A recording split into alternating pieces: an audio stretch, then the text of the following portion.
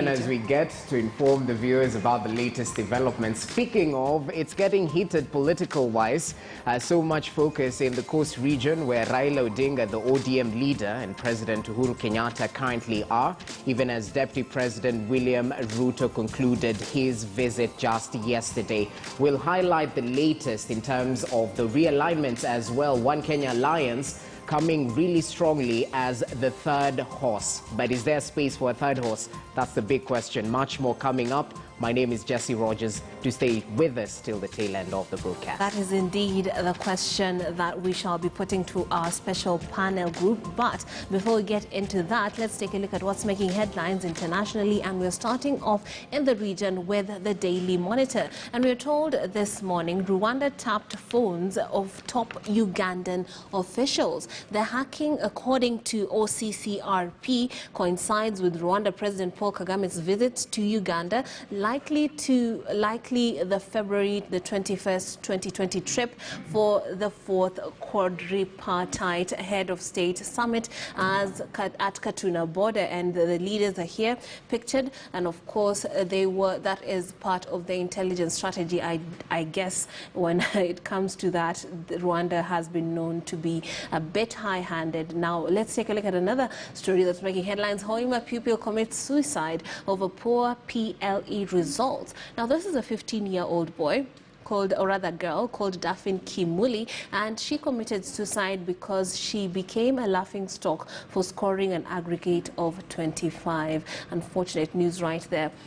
Also on COVID-19, no COVID-19 third wave threat in Uganda. This is according to NPA. Health officials say they will continue preparations for the worst case scenario. But of course, when you look at the East African region, Uganda has not been faring well, but they're still maintaining that they're not getting into another wave. Let's take a look at what's happening in neighboring Tanzania as well. Tanzania among countries to receive COVID vaccine from the Netherlands. That country has shown a promise to include Tanzania in its donation of 745,000 doses of AstraZeneca coronavirus vaccines intended for people in low and middle income countries. Now this is an about turn from what the previous stance the country had on the even existence of the coronavirus. Also, TRA wins a 84 billion shilling dispute. The Court of Appeal has rejected Pan-African Energy Tanzania Limited's effort to challenge that tax demanded by the Tanzanian government. Also, why Finance Minister faces a big dilemma. The government could now be considering either suspending that levy or adjusting and the accompanying regulations as it seeks to find an end to this dilemma that they are facing. Also, Rwanda today giving us news from that country and the region. COVID-19 is what they're leading with. Zimbabwe sanctions unvaccinated civil servants. Now that country aims to vaccinate 60% of its population by the end of the year to achieve herd immunity. Now also new content right there about South African National Defence Force soldiers and the police detaining suspected looters. We all know what's been happening in that country as many protested the arrest of Jacob Zuma. Some took the opportunity to go out and loot businesses, and of course there was much riots right there that saw 79 people dead. Now let's take a look at the East African. See what's making headlines this morning. We're told COVID nightmare of out-of-school adolescent parents in Kenya, and that has to do with early teenage pregnancies. Now, identified the reasons behind this have been identified as idleness, peer pressure, and exposure to violence as some of the factors that fostered sexual activity in this country. Also, South Africa to produce Pfizer biotech COVID-19 vaccine. This BioVac is set to churn out more than 100 million doses annually, will be distributed to the 55 countries of the African Union. Also, Tanzanian police arrest Chadema's Freeman Mbowe. Mbowe and 10 Chadema members were rounded up in the dead of the night in Mwanza. Let's take a look at the CNN, see what's making headlines on their world page. It's still telling us, the website still giving us updates on flooding. And as you can see right there, floods hit China as well. This has been happening in Western Europe, but now China is facing a similar problem. Now, floods hit China, trapping passengers in submerged subway. Pretty unfortunate and scary scenario right there. And donation of the century art collection has been unveiled. Argentina creating an ID for non-binary people. That's pretty interesting. Heavy rainfall floods streets and subway stations in that country, Asian country, China.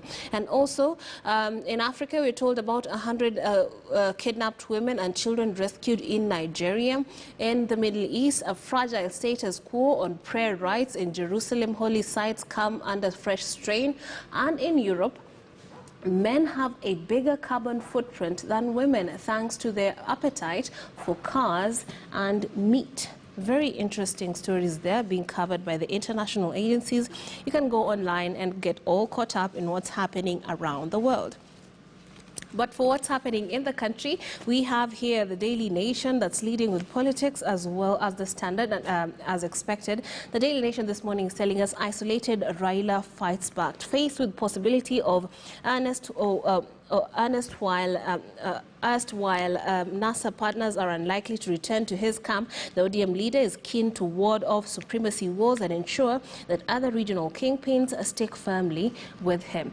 In the Standard, we're told Raila, DP, go flat out with intense tours. In the last 2 weeks, Ruto ODM leader and ANC leader Musalia Mudavadi have been crisscrossing the country, leaving nothing to chance as they shore up support, build networks in town hall meetings, churches, church services and rallies. And of course, we've seen these news items all through the weekend and earlier on in the week. Now, to help us go through some of these stories and the others that are making headlines, we have in studio with us Moses Kilonzi, who's the chairman or chairperson of the Persons with Disability Eastern Region. He is also a political analyst. We also have today Kariuki Ngunjiri, who's a regular on the show, a political analyst, as well as Jimmy Kagoni, a political analyst. Thank you, gentlemen, for making the time to join us this morning.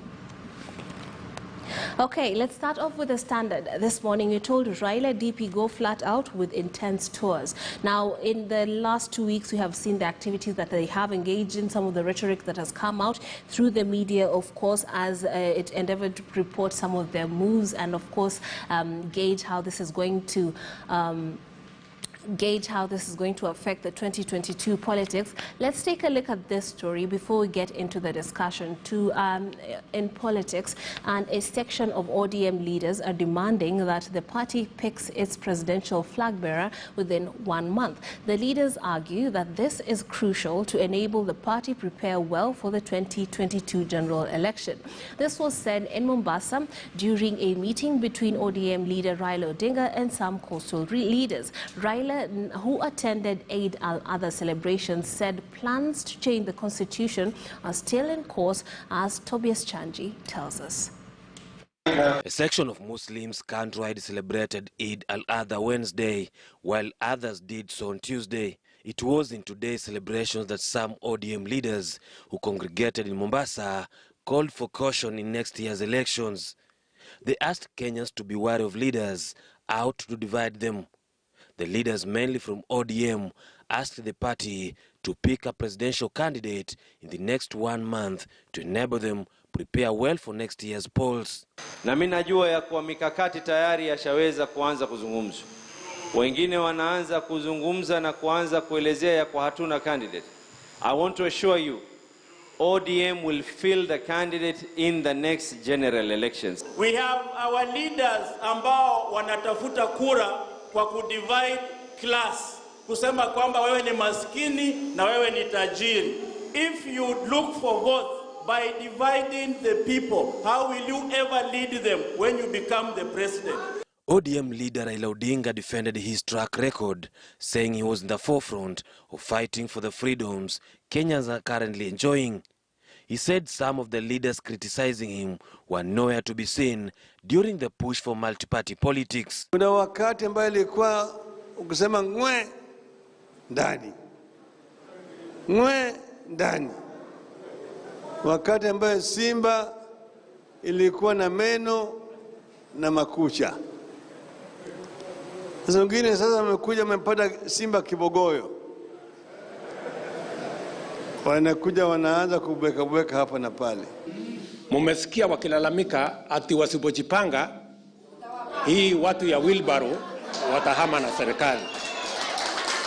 Raila, who is yet to formally declare his interest for the top position, is facing competition for the presidential ticket from party stalwarts Governors Hassan Joho of Mombasa and Wycliffe Oparanya of Kakamega.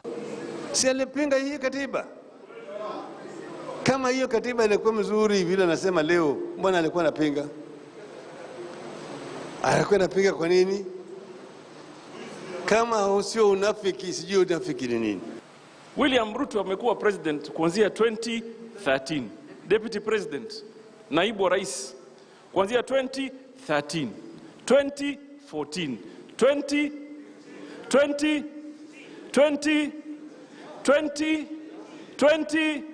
20, unaletea wheelbarrow, my friend. Earlier on, Raila met a section of legislators from Mount Kenya region. The leaders discussed a wide range of issues. Kiambaa muliona ilikuwa kama 50-50 na tulikuwa huko kwa miezi mitatu tu. Tukienda mwaka moja, tulienda wiki tatu. Tukienda miezi 6, mambo Central itabadilika na msiwe na hofu. Na Central tunataka kama 40%.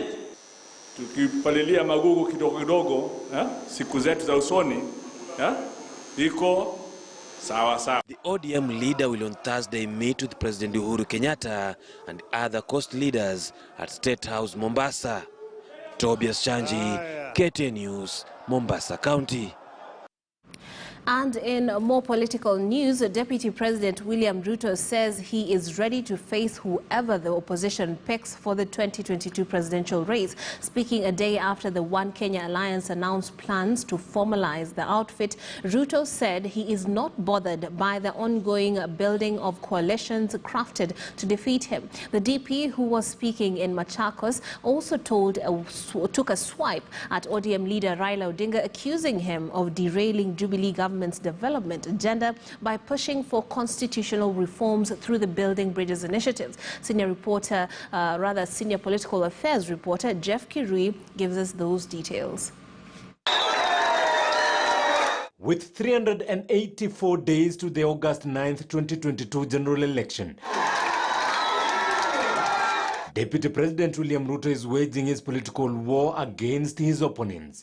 Ruto taking on ODM leader Raila Odinga over his stance on amending the constitution through the BBI process. Ile walituambia ni priority ya kubadilisha katiba ndio ipatikane mamlaka na ipatikane vyeo, ndio imeleta sisi mahali hapa tulipo sasa, kwamba madeni inarundika, vijana wanahangaika, kina mama wanahangaika, uchumi imeenda chini kwa sababu ya utapeli wao, kwamba walikuja wakabadilisha agenda ya serikali na wakabadilisha priorities ambazo tulikuwa nazo. They need to apologize to the people of Kenya before they tell us anything else they want. Ruto, who for the better part of the week has been camping in the opposition-perceived strongholds of the coastal strip, Wednesday took his campaign to Kalonzo Musyoka's backyard of Machakos County. He played down the formation of a coalition targeting to defeat him, the latest being the One Kenya Alliance. The alliance has on board Wiper leader Kalonzo Musyoka, ANC's Musalia Mudavadi, Ford Kenya's Moses Wetangula, and KANU chairman Gideon Moi. Mahali maneno iko mzito na mpaka tuelezane na tuongeleshane kama watu wa Machakos. Ni serikali kuundwa, tutakuwa wapi? Unajua wale wengine wanahangaika dunia uko nje wakitafuta vile wataungana kikabila ili waongoze Kenya kikabila. Sasa wanatupigia debe ati tunapanga hapa kuungana, tunapanga pale kuungana, tunapanga pale kuungana. Unganeni. Lakini sisi na hawa mahasla tunawangojea. The One Kenya Alliance principals met on Tuesday to firm up a pre-election pact as the race to succeed President Uhuru Kenyatta heats up. There are very many members who are seeing the future represented in this formation. And so you'll see many who will come together. So One Kenya Alliance is not just about political parties as they exist. Walikuwa wanafikiria ni mchezo. Sasa wamejipata mahali pabaya. Kwa sababu saa hizi wanahangaika huko kwa maboardroom wakitafuta sijui tuungane na nani, sijui tuungane na nani, sijui tupange namna gani. Na sisi pia tunajipanga, sio kugawana mamlaka, sio kugawana vyeo, kubadilisha uchumi ndio kila mtu aweke pesa yake kwa mfuko. Jeff Kirui, KTN News. And it goes on and on and on. And we're here to just get you all caught up as well as analyze some of the possibilities that are afoot. Now, just a quick reintroduction of our guest today. We are having Kariuki Ngunjiri, who is a political analyst, joining us this morning, as well as Jimmy Kagoni, who is a political analyst as well. We also have Moses Kilonzo, who's the chairman, Persons with Disabilities Eastern Region. He is also a political analyst. Thank you, gentlemen, for making the time to join us this morning. I'll start with you, Mr. Kariuki Ngunjiri. What is your reaction to that statement that has been made by the Deputy President, and of course the seeming delay by the ODM party to make the coalition they're talking about, or the merger with Jubilee, and then just pronounce who is going to be running against the DP? Do you think it is getting a little too late for them? Well, first of all, I think that the ODM party is repeating the same blunders that we saw in 2013 and we saw in 2017. Right. The delayed tactics of not wanting to say what they want and not giving us a clear indication of what they want is what was experienced at that time, and it costed them in a big way. Because the more you keep on retreating to try and plan and look for perhaps alternative forces to your camp, the more the Deputy President keeps on engaging Kenyans directly, and which has been his course.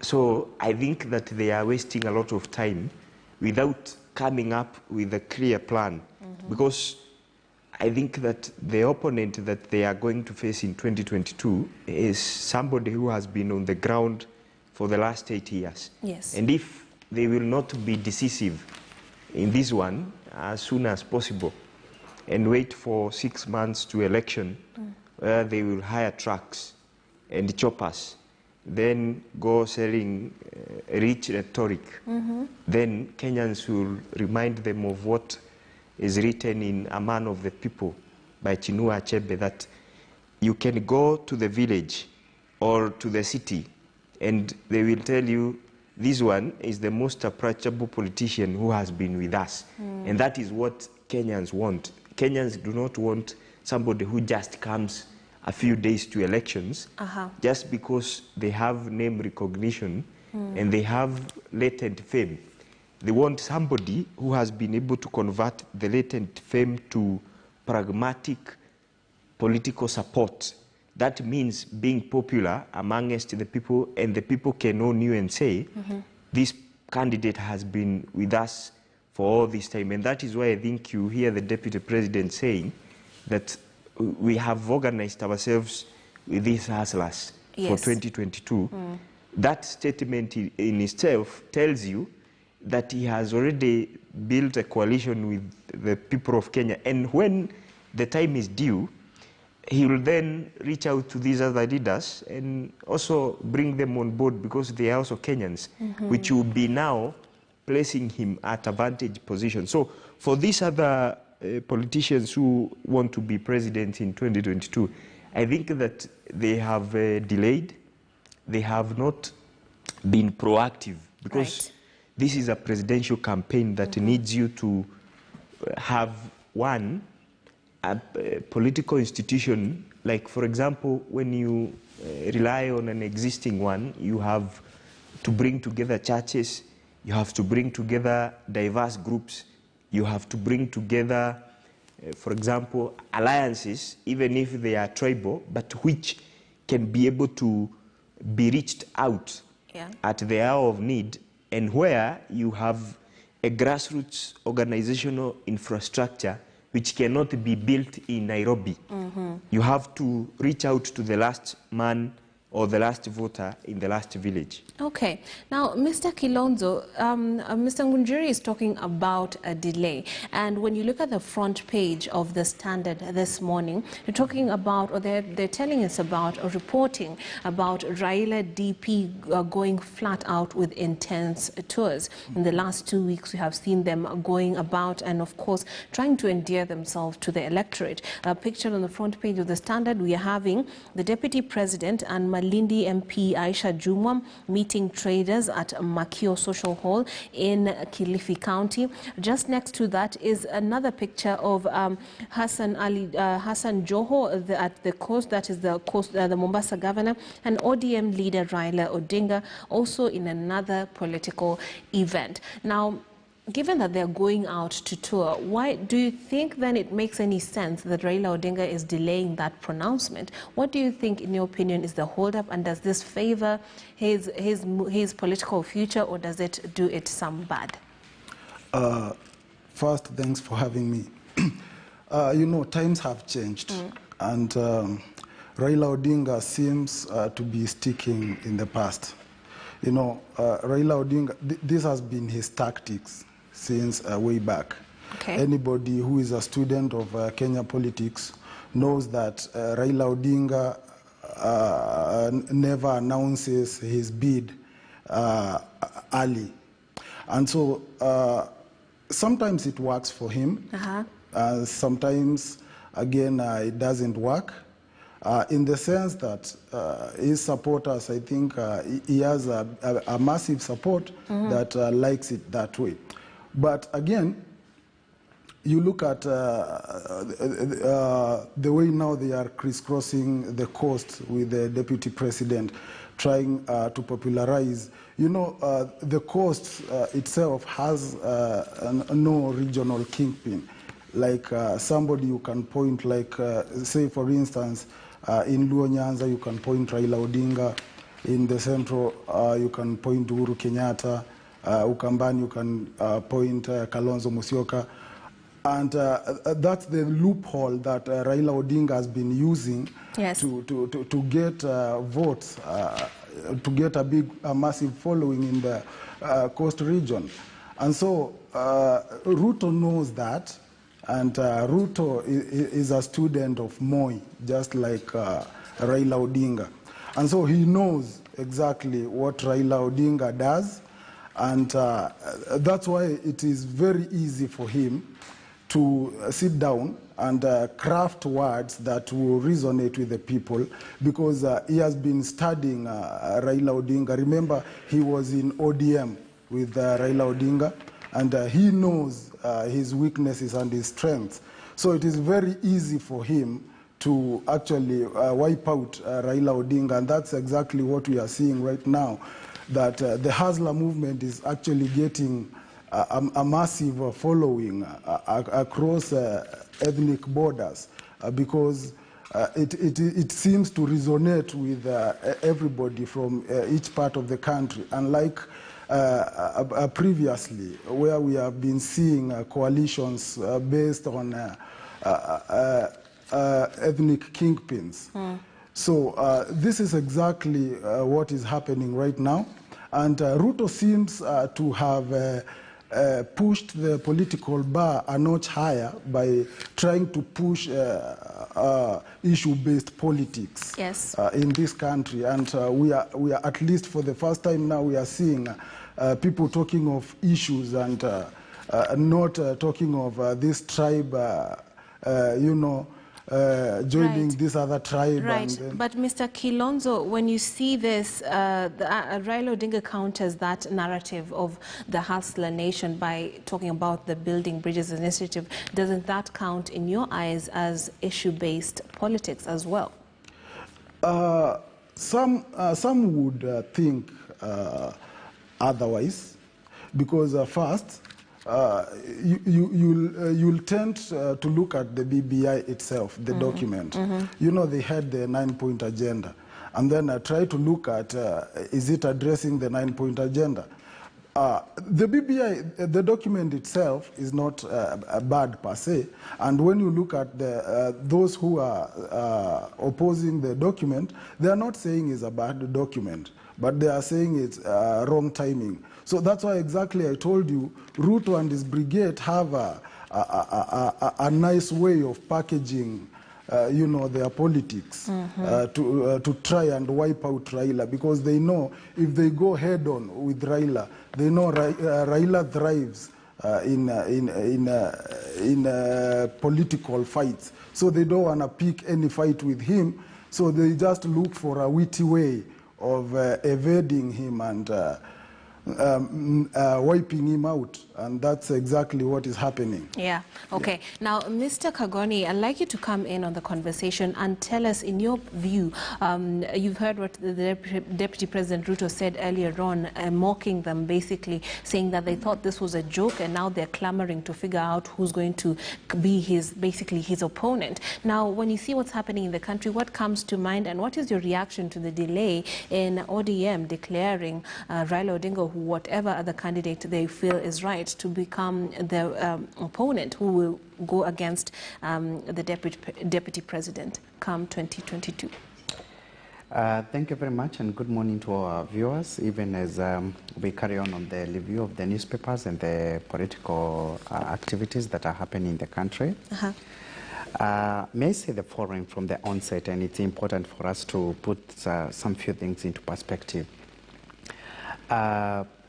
If you check the elections of 2002, around 5 months, the coalition that won that election had not settled on who was the presidential candidate.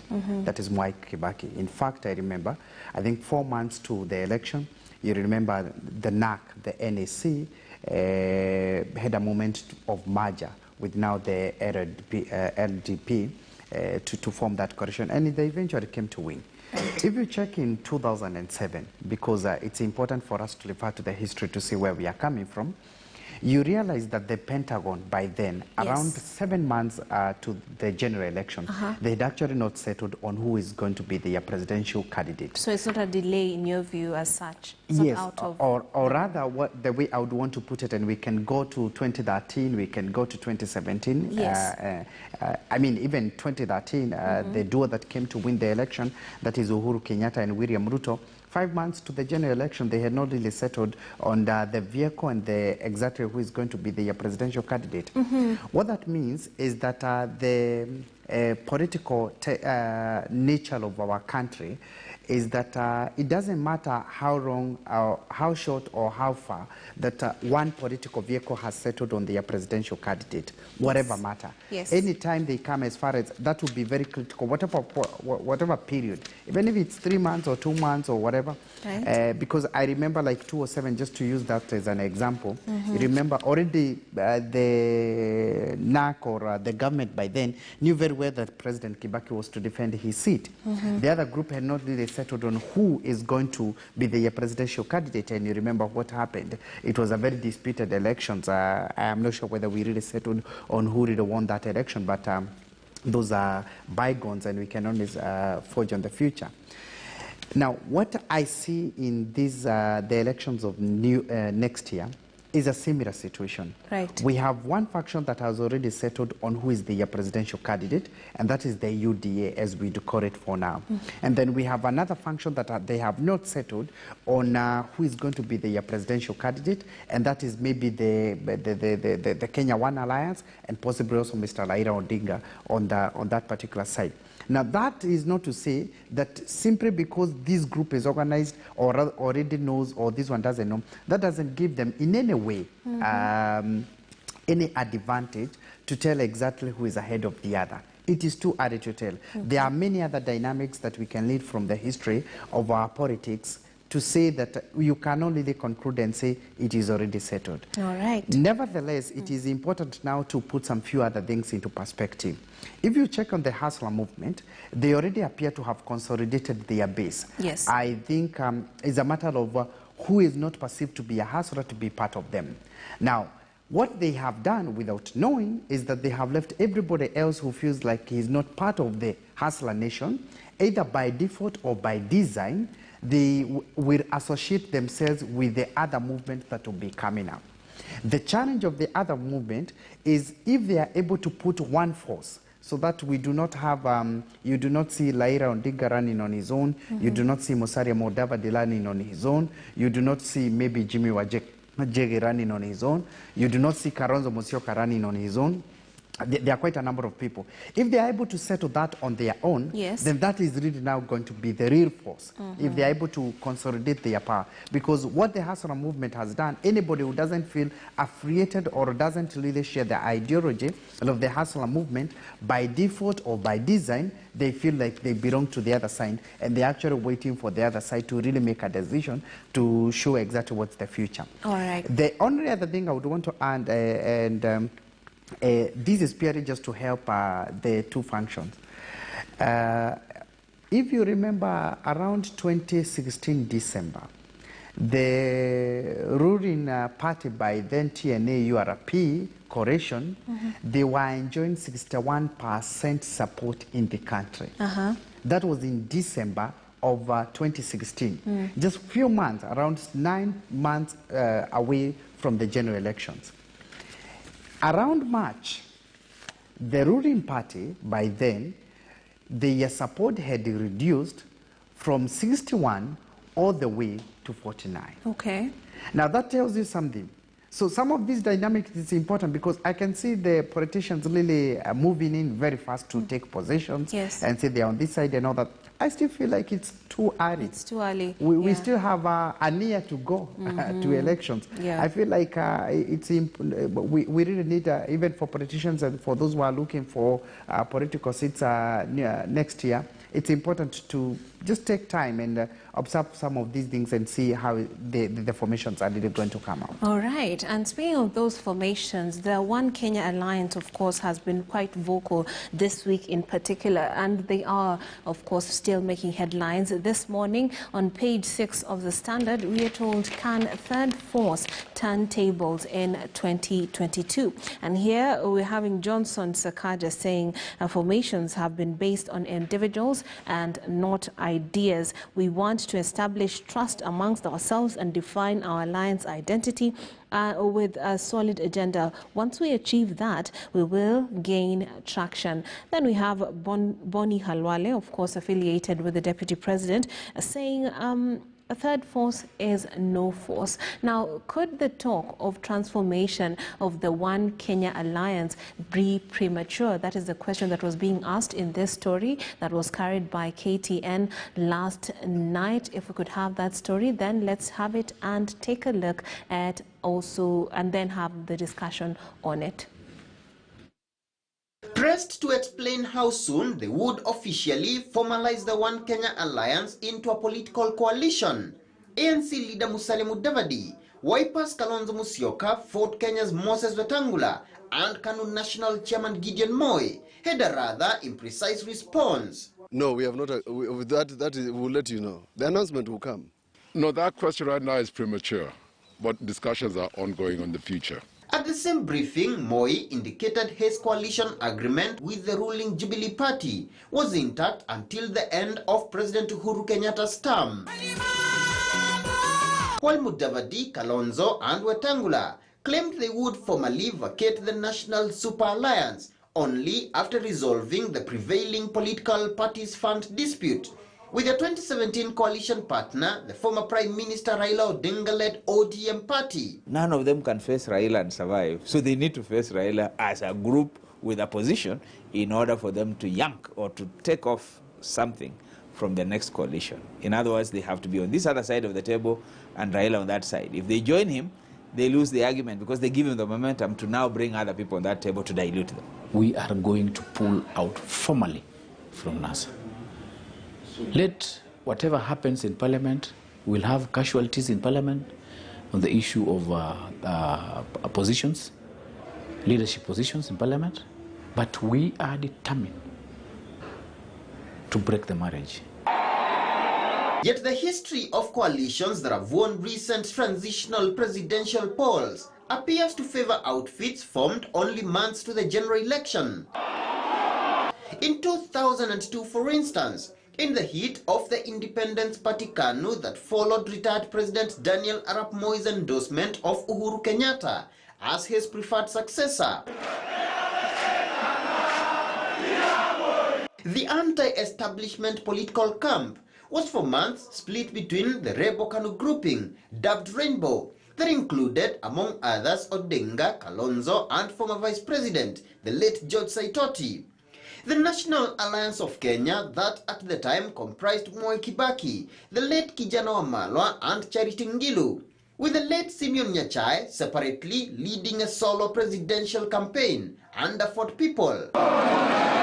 It was not until October 2002, just 3 months to the presidential election, that the winning National Alliance Rainbow Coalition emerged, comprising all the 3 opposition groupings. A strategy replicated in the Kibaki succession, with the formalization of the Jubilee Coalition in December 2012, only 3 months to the March 2013 election. I'm sure they want to reassure their supporters that indeed they mean business. But as ODM, we are a party, we are not worried about their formation. It's good for democracy, it is good for competition, and if time comes that we shall form alliance with them, so be it. Other key players might arise from those regions. So depending who was arisen from other regions and which alliance they have gone to, the dynamics and matrix will change by the time we get closer to the election, which I believe will be about 4 or 5 months to the election, or 3 months to election. Then we will be able to be very clear with certainty how the alliances will be able to look like. But as they say, a single day is a long time in politics, and 13 months certainly is ample time for realignments and political surprises, as key players gauge the chances of their political cards. Muremi Mwangi, KTN News. That is indeed true. One day in politics is a very long time. Thank you, Muremi Mwangi, for that piece. And this is a story that's being covered also in the locals. Today, the Daily Nation is exposing the inner workings of that meeting the One Kenya Alliance is having with a technical team that, according to this article on page 6 of the Daily Nation, outlined the strengths, weaknesses, and opportunities and threats of each of the principals, as well as the alliance, and advice on how the team will navigate Kenya's political landscape. And the question that's being asked in an article on page 6 is that, can a third force turn tables in 2022? Boni Halwale said a third force is no force, while we have Johnson Sakaja saying that they are trying to solidify their identity. Now, what do you make of this, and who do you lean towards, Mr. Kariuki Ngunjiri? Is it the Boni opinion or the Sakaja opinion? You see, first of all, the race for 2022 has already been called. Yes. And already the Deputy President and the former Prime Minister seems to have owned that race, and they have made it appear it's a competition between... A two-horse race, A two-horse race. Yes. That is the correct word. And so, for a third force, and I quite agree with your writer there, at the standard, that in history, a third force has always found it very difficult to beat status quo. Yes, but usually you would find the third one being a weaker, single, independent politician who's just trying to go at it alone. Here we're talking about a coalition. Don't you think that holds more clout? Well, I think that the partners within the One Kenya Alliance are more allied to Raila Odinga than William Ruto. They have in the past been in coalitions or in political allied areas with former Prime Minister, and they can closely and easily work with the former Prime Minister than with the Deputy President. Yes. So it seems, and it is correct to say, that there is no difference between the One Kenya Alliance and the other horse, that is Raila Odinga. Do you think there will be spoilers then for Raila Odinga? Within a race, yes, Kenyans would view the One Kenya Alliance as almost similar to the Raila Odinga formation. You understand me? Yes. Or something that has the same reasoning with Raila Odinga's mentality. So in this case, it's just the same kind of, I think, ideology now that has decided to form another alliance. And in such a case, therefore, they must distinguish themselves as being the best alternative than Raila Odinga, because ideally they all seem to subscribe to the same political ideology.